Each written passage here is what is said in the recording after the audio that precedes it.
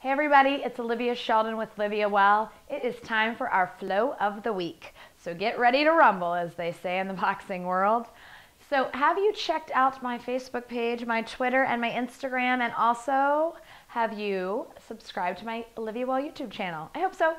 Also, check out my website, positiveenergyyoga.com, for DVDs, so you can really spend a lot of quality time with me. Let's start our flow of the week with something a little different. We're actually going to start standing into a nice standing straddle, taking your feet and turning your toes in pigeon-toed. Take your arms, inhale, reach them up to the sky. Let your thumbs cross in butterfly, and we're going to take the clock. So moving with that nice long extension, we're like the body fold and swirl, coming around. Try to hit every single point on that clock, so extending nice and tall. So it's a good little waistline extension, a hamstring stretch on the way down, and even an ab strengthener as we inhale and rise. If you really drag that out nice and slow, you'll feel that into your waist. Let's take about 5 of these just to kind of warm up that body. Let those arms drag into the ground. Abs nice and tight as we rise. Give me 2 more. Extend. Go a little bit deeper as the body begins to warm. It's going to let you go a little further into each and every pose. One more time. Exhale on the way down. I love these. Inhale and drag it on up nice and slow. Beautiful. Open the arms out wide. Flip your palms down and pivot into a nice warrior 2. Sink nice and low. Eyes steady into that front middle finger. Sinking deep into that stance. Let that thigh be parallel to the ground. Outside edge of your left foot rooted. Eyes steady. And reverse back to a nice moon warrior. Beautiful. Push off of that now. We're going to come into dancer. So push off that rear leg. We're going to reach back. Left hand's going to grab onto your left foot. Arch, arch, arch, kicking that foot as high as it can go. Foot's pushing into the palm of the hand. Eyes stay lifted. Your confidence is about your mind. Stay determined and you will be successful. Kick it up one more time. Big inhale. On your exhale, hands will reach to the ground into our nice standing split. And then give me a big step back to runner lunge. Lower the left knee down, top of the foot. Sweep the arms and come on up. Pick up a bundle of energy. Pull it on back. Inhale, do it again. Reach up, stretch up. Your workouts and your exercise needs to be fun. So make sure you're always doing something you enjoy. Do something you love. It's basketball or tennis, whatever it is. And hopefully you'll learn to love yoga if you don't already love it. But it's good for you. Interlace the hands behind the back. So is wheatgrass juice and kale. Take a little baby back bend, lean further. So for my flexitrons, you can crisscross your hands and grab towards that rear hamstring.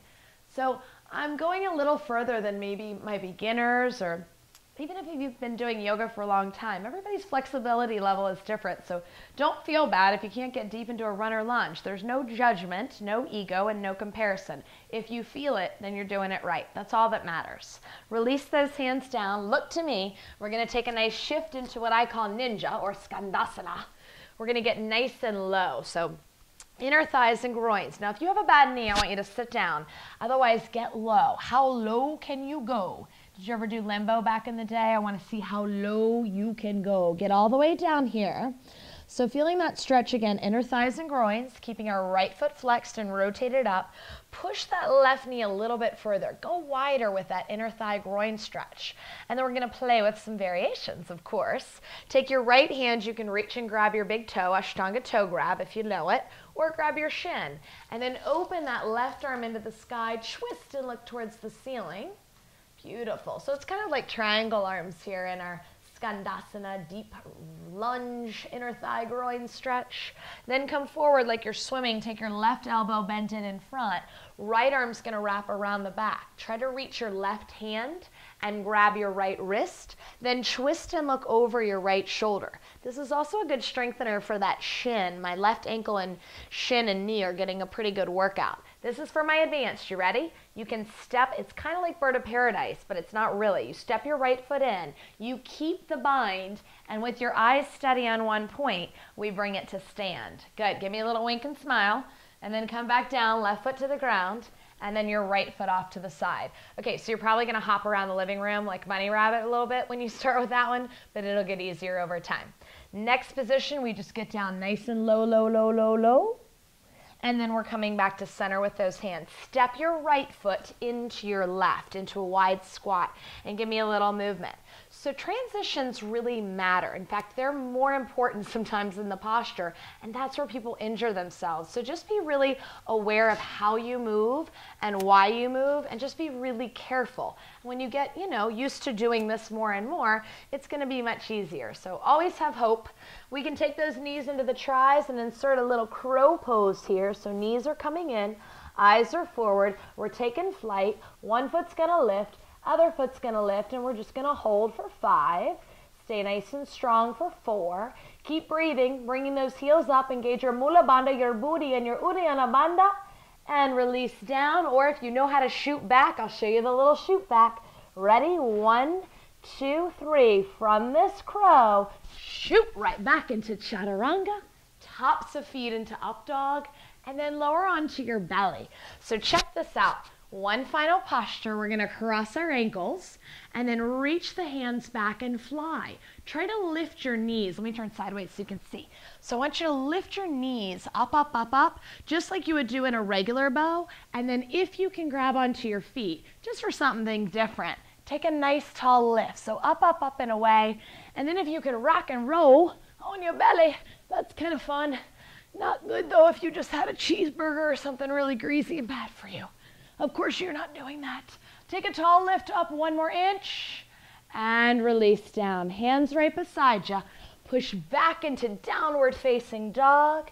Give me some movement here into that downward dog. Let your head shake out. And then look forward. We're going to lightly jump. Feet to our hands. Wide straddle. Should we try that one more time? So I want you to find a lightness in your floating motion and land. Beautiful. Interlace your hands. Reach your arms up and over the top of your head. Try to let your head drop to the ground. And inhale, bring your hands to hips with a flat back and rise all the way to the top. Take a little baby back bend here. So we're back to limbo, but this time we're going down backwards. Take a nice opening through the chest and heart and come back to center. So you've got to do that other side. You better promise me you're going to do it. I will see you next time on LiviaWell. Thanks for doing the flow of the week. Namaste.